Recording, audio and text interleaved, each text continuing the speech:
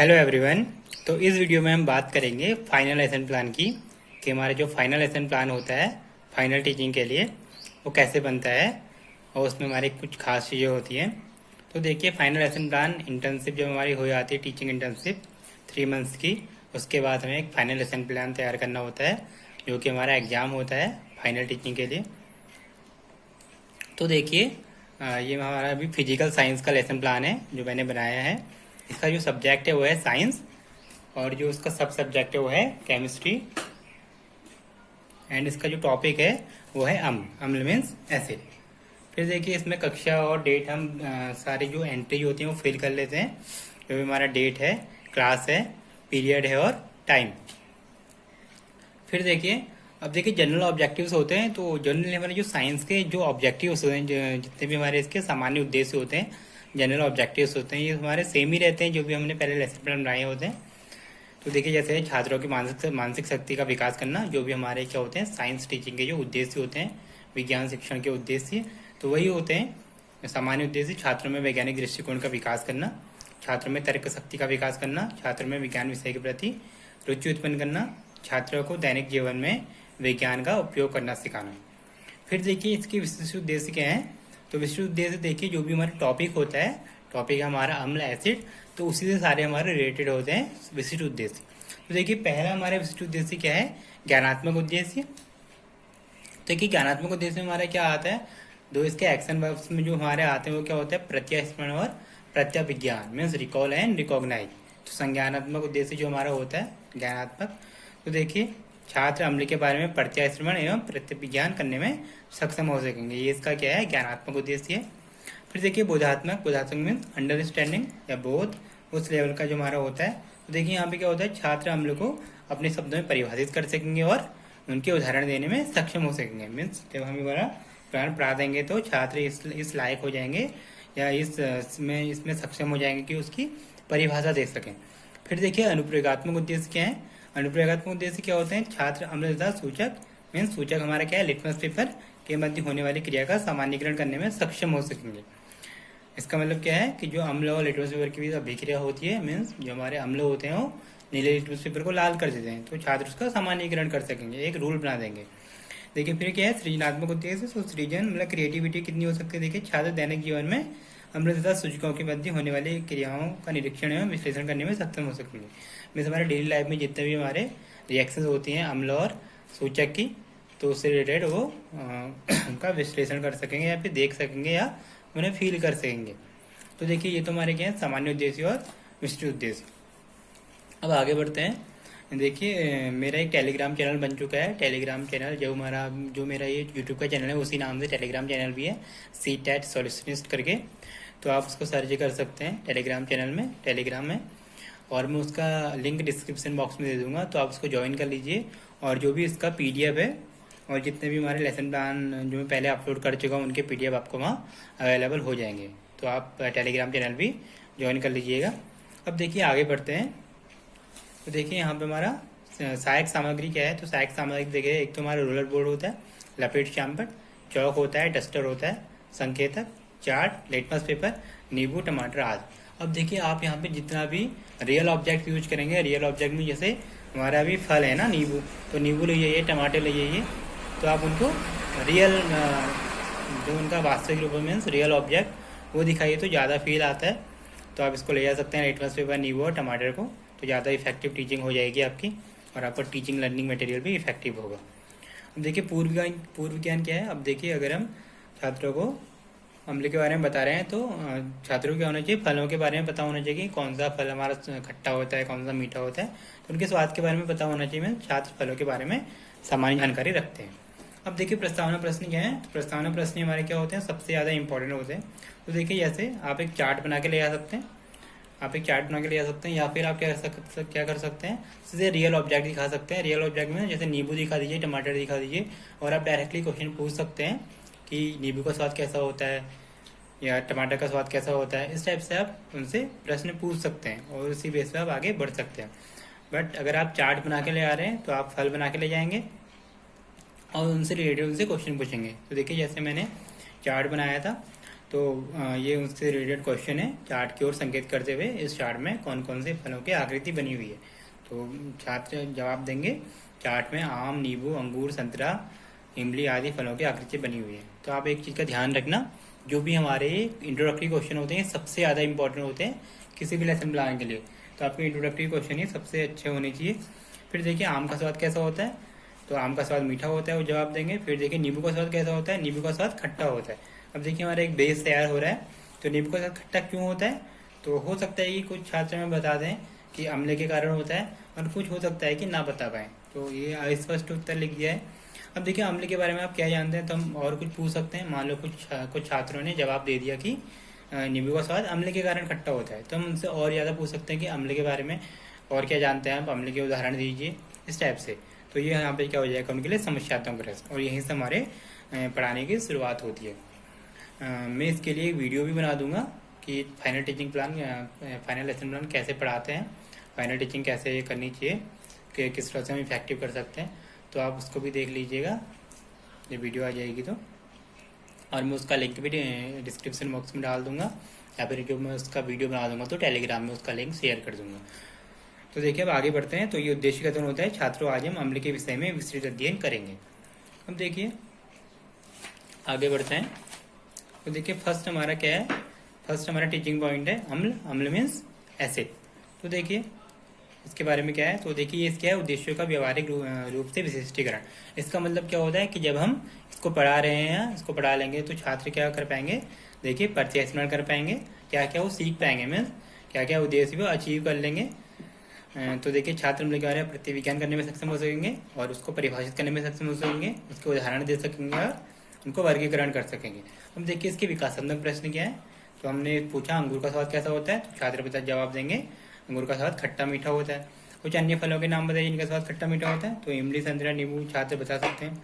फिर इन फलों का स्वाद खट्टा क्यों होता है, तो वही अस्पष्ट उत्तर हो जाएगा यहाँ पे भी, या हो सकता है कुछ छात्र बता दें तो हम वही पूछ लेंगे।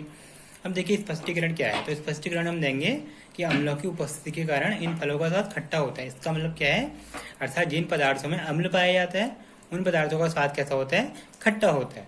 तो हम ये बता सकते हैं, और हम रियल ऑब्जेक्ट दिखा सकते हैं, जैसे नींबू लेके दिखा देंगे उनको, या टमाटर लेके दिखा देंगे कि नींबू और टमाटर दिखा देंगे, और उनसे पूछ लेंगे कि जैसे हमारा नींबू स्वाद में खट्टा होता है तो इसमें अम्ल पाया जाता है, नींबू और संतरे में क्या होता है, सिट्रिक अम्ल होता है। फिर हम कुछ उदाहरण दे देंगे, इमली, अंगूर तथा कच्चे आम में टार्ट्रिक अम्ल पाया जाता है, दही में लैक्टिक अम्ल पाया जाता है। तो कोशिश ये होनी चाहिए कि आप ज़्यादा से ज़्यादा रियल ऑब्जेक्ट दिखा दो, क्योंकि देखिए नींबू है, संतरा है, अंगूर है, या फिर कच्चे आम है, ये हमारे आसानी से अवेलेबल होंगे हमें, तो हम इजीली दिखा सकते हैं। तो देखिए रियल ऑब्जेक्ट से ज़्यादा इफेक्टिव हो जाएगा, तो आप इनको ले जाइए। अब देखिए आगे बढ़ते हैं।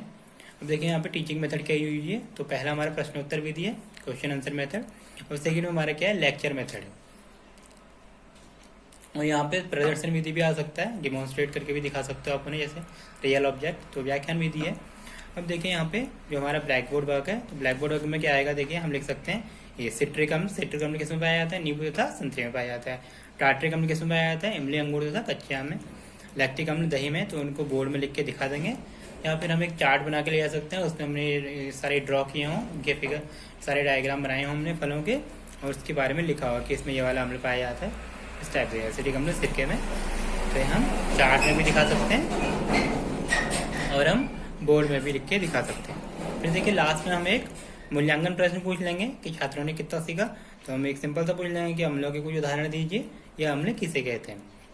अब देखिए आगे बढ़ते हैं नेक्स्ट टीचिंग पॉइंट में। तो ये बहुत आसान सी चीज़ें हैं, जैसे आपको बता रहा हूँ कि आप किस तरह से कर सकते हैं, किस तरह से इफेक्टिव कर सकते हैं।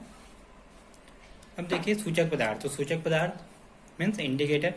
तो देखिए हम डायरेक्टली क्वेश्चन पूछ सकते हैं, कोई विकासात्मक प्रश्न है, तो अब देखिए हम इमली, संतरा, नींबू आदि फलों का स्वाद कैसा होता है, खट्टा क्यों होता है, तो छात्र बता सकते हैं, क्योंकि हम अम्ल के बारे में बता चुके हैं उन्हें।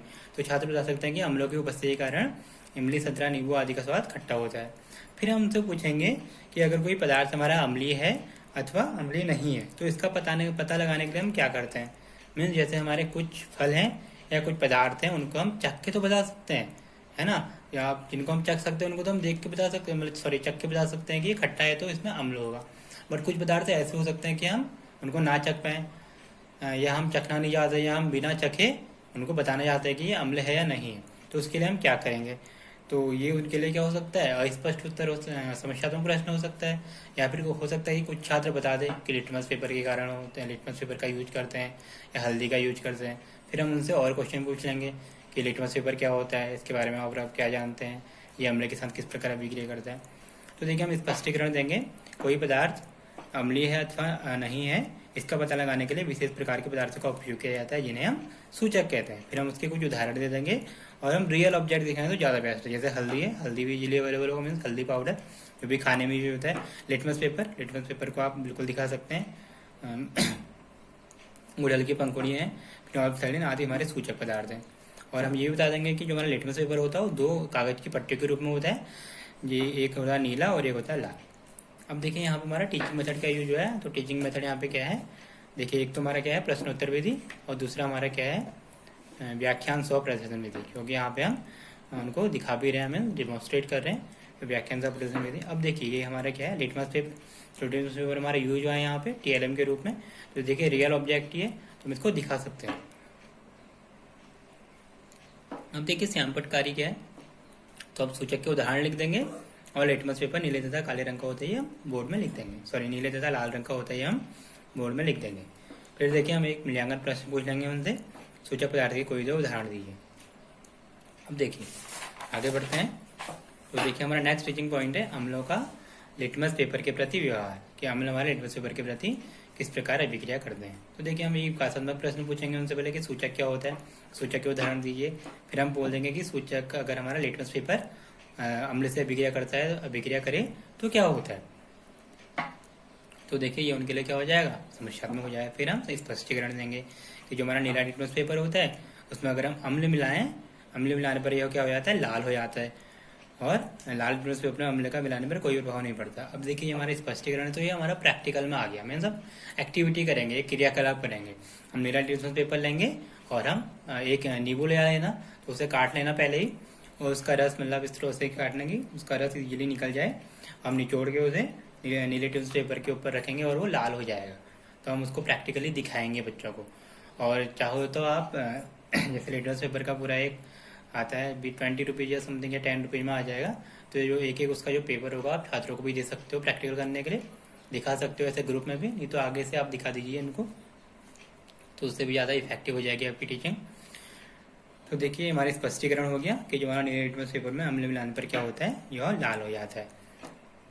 फिर देखिए लास्ट में हमारे क्या आता है श्यामपट सारण। तो श्यामपट सारण में क्या आएगा, छात्र अध्यापक छात्रों के कार्यों का निरीक्षण करेंगे और छात्र छात्राएं श्यामपट से कार्य पुस्तिका में नोट करेंगे। तो ये हमारे क्या आ जाएगा श्यामपट सारांश।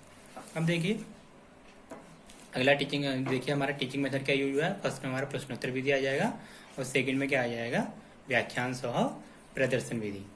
तो यहाँ पे हम प्रैक्टिकल करके बताएंगे कैसे। जैसे हम नीला लिटमस पेपर लेंगे और नींबू का रस लेंगे, मीन्स नींबू लेंगे और उन्हें प्रैक्टिकली दिखा देंगे। ठीक है, तो यहाँ पे लिख देंगे हम नीले लिटमस पेपर में अम्ल मिलाने पर यह लाल हो जाता है।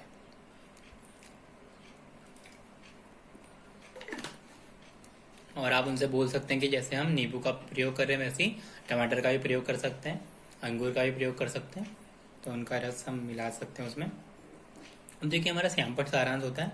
तो श्यामपट सारांश में भी आपको पता है क्या होता है, यहाँ पे हमारा डेट लिखी रहती है, और जो भी हमने बोर्ड पे लिखा रहता है ऐसे एंट्री होती है, ये डेट है, फिर देखिए ये कक्षा है, विषय, फिर हमारा पीरियड आ जाता है, फिर सब सब्जेक्ट और टॉपिक, और हमारे को इसमें कुछ इंपॉर्टेंट पॉइंट हम लिख देंगे, जो भी हमारा एक कंक्लूजन होता है, जैसे नीले लिटमस पेपर में अम्ल मिलाने पर यह लाल हो जाता है, तो हम उनको बता सकते हैं।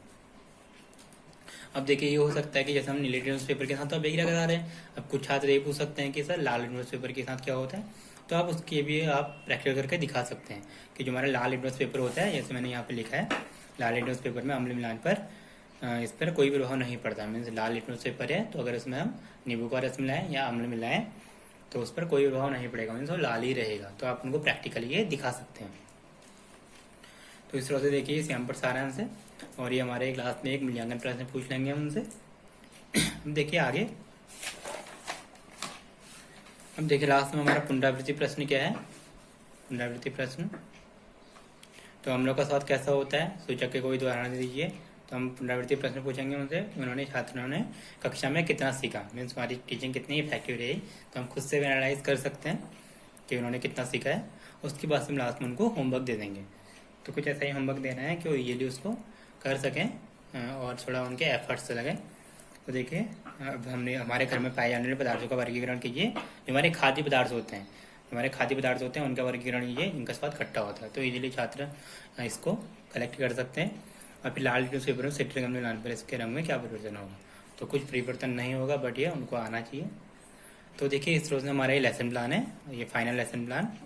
तो काफ़ी इफेक्टिव होना चाहिए आपका फाइनल लेसन प्लान। ये मेरी ये कोशिश है इसको इफेक्टिव बनाने की।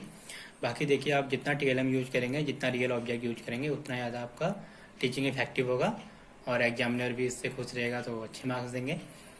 तो देखिए, मैं इसका जो PDF है वो अपने टेलीग्राम चैनल में उसका लिंक दे दूंगा, वहाँ से आप डाउनलोड कर सकते हैं और आप टेलीग्राम चैनल ज्वाइन कर लीजिए। देखिए, सीटेट सॉल्यूशनिस्ट की है, सीटेट सॉल्यूशनिस्ट। तो देखिए, जो मेरा यूट्यूब का चैनल है वही मेरा टेलीग्राम चैनल भी है, तो आप इसको देख सकते हैं और इसका लिंक मैं डिस्क्रिप्शन बॉक्स में दे दूंगा।